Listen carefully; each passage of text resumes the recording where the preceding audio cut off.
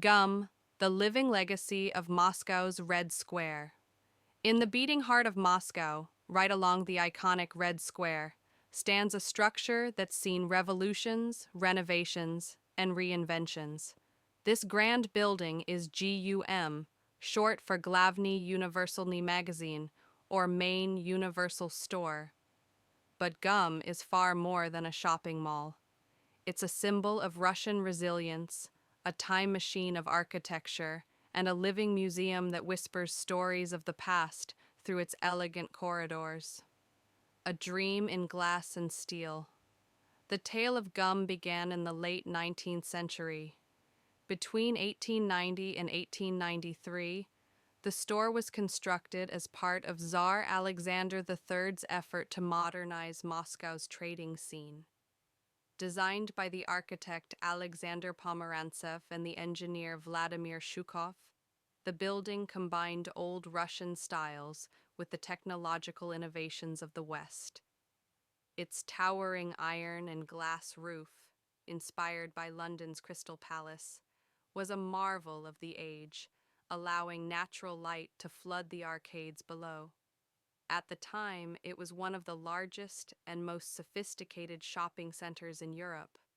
From the outside, GUM's intricate facade resembles a classical Russian palace.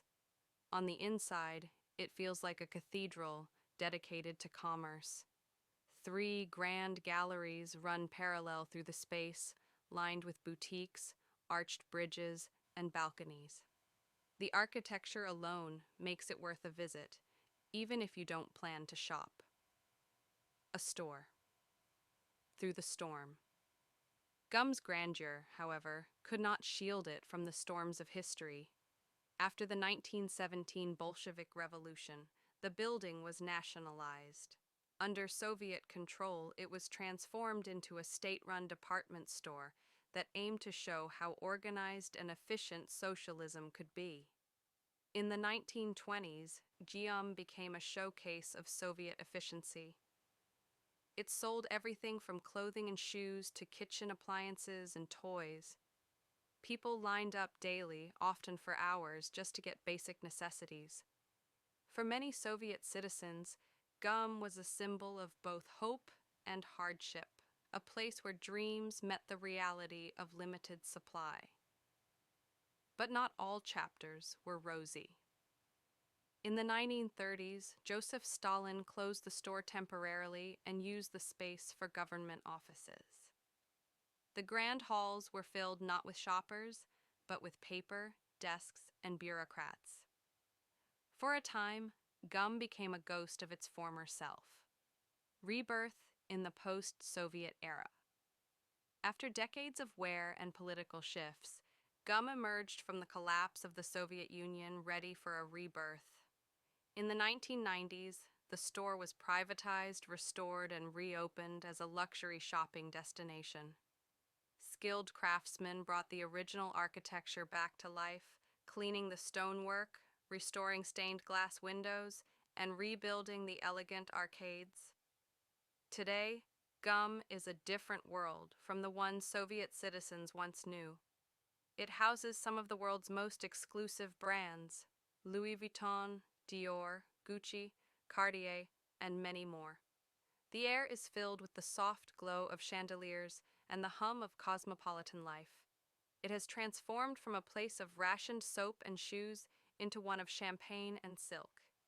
Yet, GUM hasn't forgotten its roots. In the upper gallery, a humble eatery called Stolovaya Number 57 still serves traditional Russian dishes in a nostalgic Soviet canteen setting. For a few rubles, you can enjoy borscht, dumplings, and Olivier salad while sitting at retro tables beneath posters from the 1950s. It's a taste of the past, quite literally, tucked inside the lap of modern luxury. More than just shopping, what truly makes GUM special is its role as more than a mall. It's a cultural destination, a public square, a place for events, performances, and people watching. Every year, during the winter holidays, GUM transforms into a magical wonderland.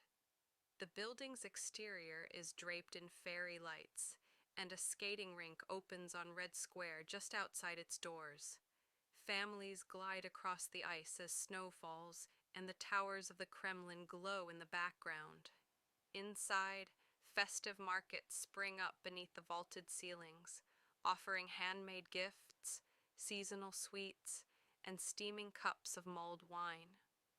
Art exhibitions and historical displays are often hosted within its halls, blending commerce with culture. Whether it's Soviet-era photography, classic film screenings, or floral installations, GUM frequently doubles as an art gallery for the people. Even the famous GUM ice cream, sold from vintage-style carts inside the building, is an attraction on its own. Creamy, rich, and served in crunchy waffle cones, it's a taste of childhood that still brings smiles to generations of Muscovites and tourists alike. A mirror of Moscow GUM is, in many ways, a mirror of Moscow itself.